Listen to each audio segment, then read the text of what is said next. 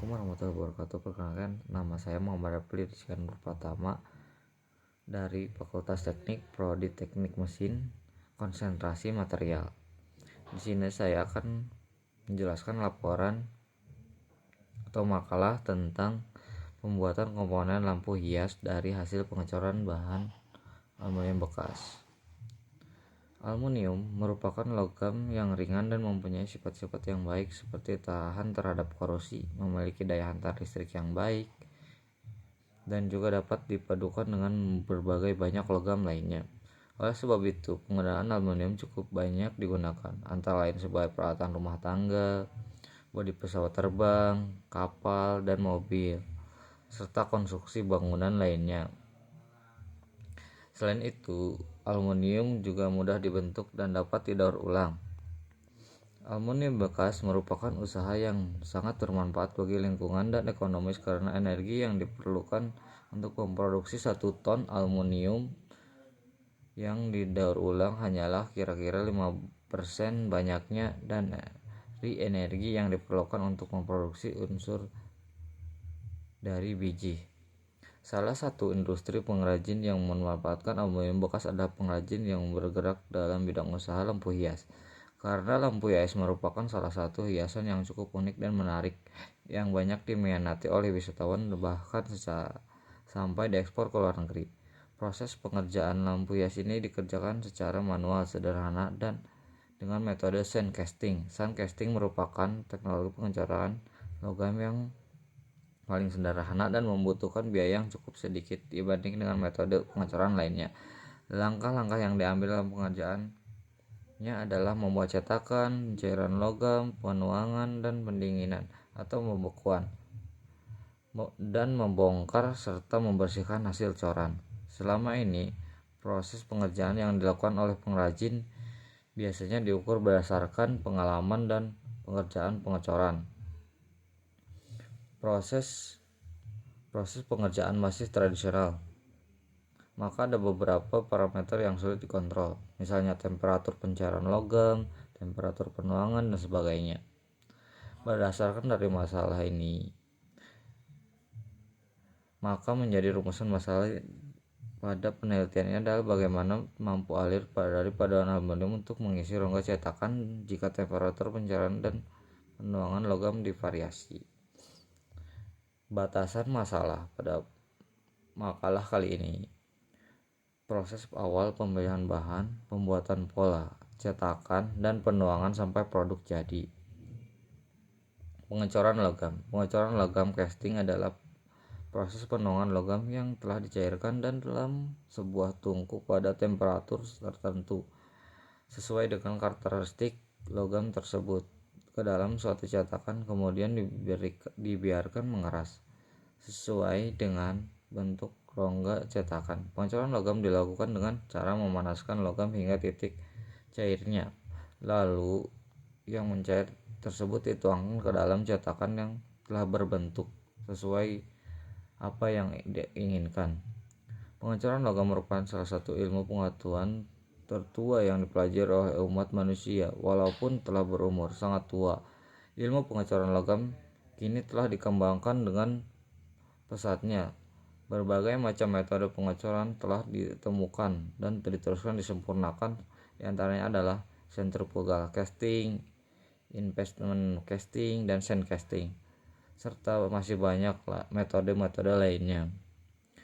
Proses awal di sini, pemilihan bahan. Proses pemilihan bahan menggunakan material aluminium bekas karena aluminium yang memiliki sifat berat jenisnya yang rendah. Aluminium memiliki beberapa kombinasi sifat-sifat yang menjadikan sebagai bahan teknik yang luas menggunakannya.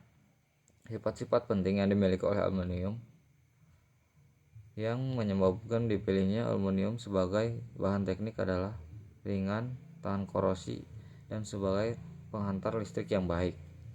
Begitupun alat dan bahan yang harus dipersiapkan untuk pengecoran.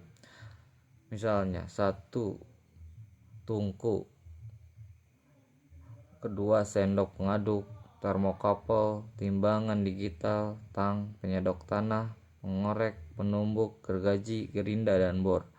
serta bahan yang harus dipersiapkan dalam pengecoran, yaitu aluminium bekas, tanah atau pasir sebagai cetakan. Pola adalah merupakan suatu bentuk yang dibuat di mana pola ini dapat terbuat dari bahan kayu, logam atau plastik seperti polyester, di mana selanjutnya pola ini akan dibuat cetakan dengan menggunakan tanah cetak. Pola biasanya akan dibuat sedikit lebih besar dari produk yang akan dihasilkan, karena akan diperhitungkan akan adanya penyusutan pada logam cair pada saat pendinginan logam cair. Cetakan yang digunakan adalah cetakan yang sama seperti yang ada digunakan oleh pengrajin lampu hias. Cetakan yaitu terbuat dari tanah atau pasir.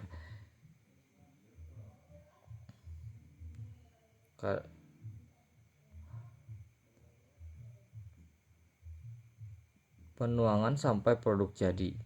Aluminium bekas yang akan dicairkan dimasukkan ke dalam tungku, kemudian dicairkan dengan temperatur tertentu.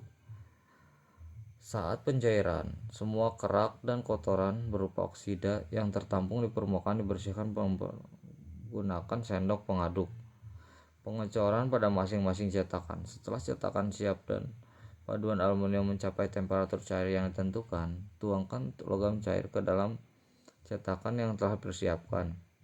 Penuangan cetakan ini dilakukan melalui lubang yang berada di atas bagian cetakan.